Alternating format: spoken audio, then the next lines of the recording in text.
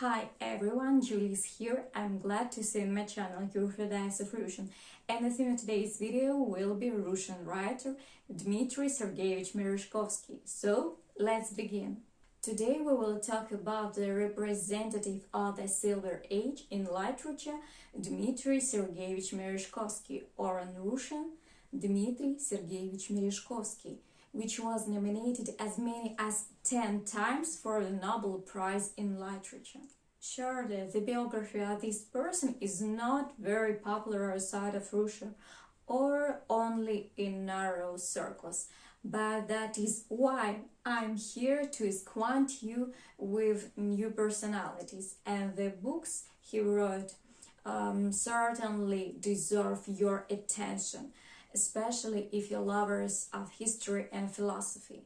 It's about the trilogy of Christ and Antichrist, the Death of Gods, Julian the Apostle, the Risen Gods, Leonardo da Vinci, and Peter and Alexei, as well as Napoleon, Paul I, and Tolstoy and Dostoevsky, and many others. Dmitry Sergeyevich Merezhkovsky, writer, philosopher, translator, who was nominated for the Nobel Prize in Literature 10 times, as I said before, but none of them was ever awarded. In 1928, King Alexander I of Yugoslavia awarded the writer the Order of Saint Sava. Dmitry Sergeyevich was born on August 14, 1865 in St. Petersburg, into a noble family. It's known that the Merezhkovsky family had 6 sons and 3 daughters. He was the youngest of 3 sons. His father, Sergei Merezhkovsky, who served under Alexander II, was a cold and detached person, paying little attention to children. A great influence on the spiritual formation of a future writer was exerted by his mother, Varvara Merezhkovskaya, who was the daughter of the head of the office of the St. Petersburg Chief of Police. It's known that among her ancestors were the princes of Kurbsky, and ran a household while raising children. As an adult, Dmitry Merezhkovsky communicated only with her and one of the brothers, Konstantin, who later became a biologist. The atmosphere in the Merezhkovsky house was simple. The table never burst with food, since the head of the family thus weaned children of the common vices in dance, extravagance, and the desire for luxury. Living on business trips, the parents left their children in the care of German housekeeper Amalia Christianovna and the old nanny, who before bedtime told Dmitry fairy tales based on the lives of the saints. Later biographers came to the conclusion that the nanny's stories caused fanatical religiosity. Also, the spiritual formation of the poet was influenced by the fact that from a young age the writer became akin to the feeling of loneliness, which was later reflected in his books and poems. Dmitry began writing poetry at the age of 13. In 1876, he entered the 3rd Classical Gymnasium of St. Petersburg. The writer's father, who was interested in prose and poetry, was the first to appreciate the success of the heir in the field of versification and introduced his son to Princess Vorontsova, who blessed the young poet to continue his work. Also, his father, taking advantage of his acquaintance with Countess Sophia Andreevna Tolstaya, the widow of the poet Alexei Konstantinovich Tolstoy, brought his son to the house of Fyodor Mikhailovich Dostoevsky so that he would appreciate the literary talent of his son. Dostoevsky, having listened to the young writer to the end, declared that the material was extremely crude and weak, and in order to write masterpieces, one had to go through all the circles of hell and find out what suffering and misunderstanding were. Later, in the autobiographical note, Dmitry Sergeyevich writes that while reading the works he was very worried.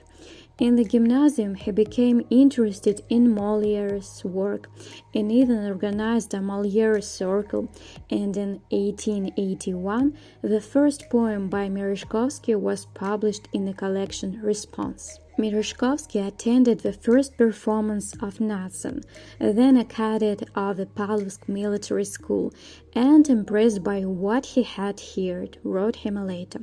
This is how the acquaintance of two novice poets happened, which grew into a strong friendship, sealed by deep, almost kindred feelings. Both, as the researchers later noted, were tied by a certain personal secret related to the fear of suffering and death, the desire to acquire an effective faith that can overcome this fear.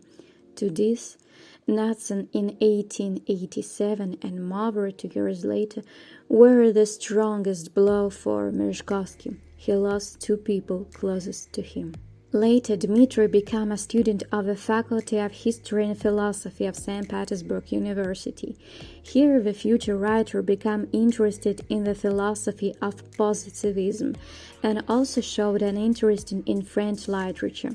Merezhkovsky defended his thesis on the philosophy of the Renaissance. Montaigne graduated from the university and decided to devote himself exclusively to literary work. At the beginning of his literary career, Merezhkovsky was engaged in translation from Greek and Latin. Also, from the pen of the writer came a trilogy which was called Christ and the Antichrist, as I said before, who glorified him throughout Europe. Then he began to engage in literary criticism, as well as spiritual and religious educational activities. He took an active part in the activities of the Religious and Philosophical Society and the associated magazine New Way. He also wrote many sketches about other writers, Dostoevsky, Maikov, Pushkin, and other prominent writers. He collected material for a book about the German poet-thinker Johann Wolfgang Goethe, lectured on Leonardo da Vinci and Pascal. Later, Dmitry realized a collection of poetry, symbols, songs, and poems, which gave the name to a new literary movement, symbolism. He was the owner of a large Petersburg literary salon, at the innings of which the classics Sergei Yesenin, Alexander Blok, and Osip Mandelstam demonstrated their first attempts at writing. The book on the causes of the decline of modern Russian literature was published, the largest of Merezhkovsky's critical works. Dmitry Merezhkovsky worked on major prose. He entered literature as the creator of an innovative type of historical novel, a special variation of the ideological novel of Foe. During his life, the writer wrote a huge number of the deepest works, which are celebrated by critics around the world. With regards to love affairs, Merezhkovsky's first serious amorous passion was the daughter of the publisher of Severny Vestnik. The writer even made a trip with the family of the chosen one to France and Switzerland, but this love story did not lead to anything. In January 1889, Merezhkovsky married Zinaida Hippius, the future poet and writer, who became his closest friend, ideological companion, and accomplice in spiritual and creative pursuits for life. Upon returning home after the ceremony, each of them went to work. Merezhkovsky in prose and Hippius in poetry. Much later, in her memories, the poetess admitted that for her it was also insignificant that on the morning of the next day she didn't even remember that she was married. By the way, the couple never celebrated their wedding day. Contemporaries noted that lovers, being the complete opposite of each other, were inseparable from each other. It's reliably known that after they met, Young people began to meet every day in parks, and these meetings took place strictly incognito. Each light-hearted conversation between Zinaida and Dmitry poured into heated polemics, which only proved their mystical kinship of souls. Even before meeting Dmitry, hippius was often offered to marry, but the freedom-loving young lady always refused. With Merezhkovsky, everything was different. The writers did not have this stupid declaration of love, which the devil could not stand, and one day they decided, without unnecessary pomp, to legitimize the relationship, starting to live together. And this couple lived together for 42 years, being the most famous creative tandem in the history of Russian culture of the Silver Age. Merezhkovsky and hippius were very similar in hobbies, and spiritual connection for them was above all. However, it's reliably known that the spouses never entered into carnal relations, having connections on the side. And if Merezhkovsky was condescending to his wife's passion, then she was jealous of the writer of his friends. It was a reaction of hippius to her husband's passion that caused the quarrels that overshadowed this union. In 1905, the Merezhkovsky family became close to the publicist Dmitry Philosopher. Writers worked together and lived together. In the eyes of society, the triple alliance of writers was the height of indecency. People condemned Dmitry, saying that with such behavior his spouse disgraced him in the first place. The advocates of morality forgot that the poetess could not have any vicious relationship with Dmitry Philosopher, if only because the publicist was of a non-traditional sexual orientation, and the mere thought of physical contact with a woman turned him inside out. As a result, the spouses gave each other complete romantic freedom. The writer began to live in two countries, periodically came to Russia, but the October Revolution and the Bolshevik regime caused a strong protest from the poet. At the end of December 1919, through Minsk and Gomel, the writer illegally immigrated with his wife to Warsaw. In October 1920, he moved to Wiesbaden.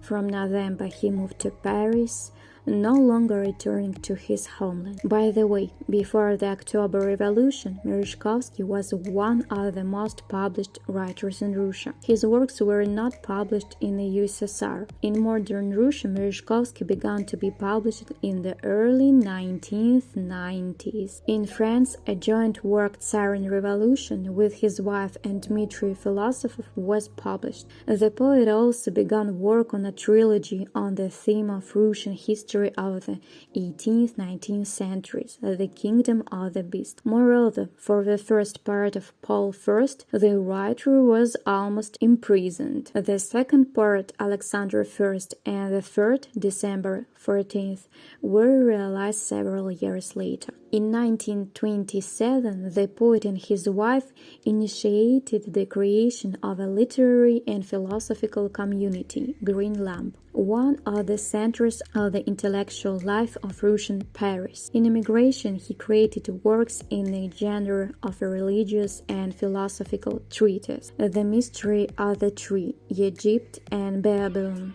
The Mystery of the West, Atlantis, Europe, Jesus the Unknown, and related biographical essays, Napoleon and Dante. Shocking fact from the biography. In 1939, Merezhkovsky delivered a speech of welcome to Hitler on the radio.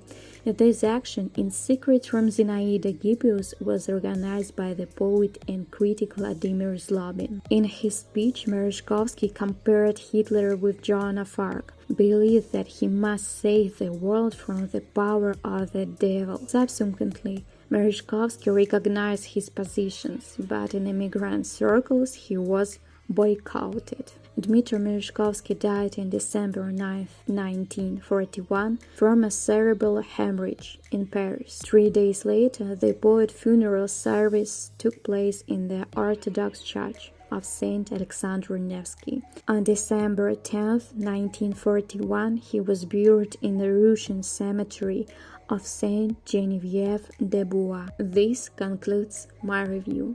As I managed to find out, unfortunately, not all of his book with translation into English exists today. Well, it happens. By the way, write in the comments, do you read literature in foreign language? Well, I said so much, but you got a lot of stuff to talk about. Subscribe to my channel, mark the bell in order not to miss new release, and push the button if you like this video. See you in the next thematic video.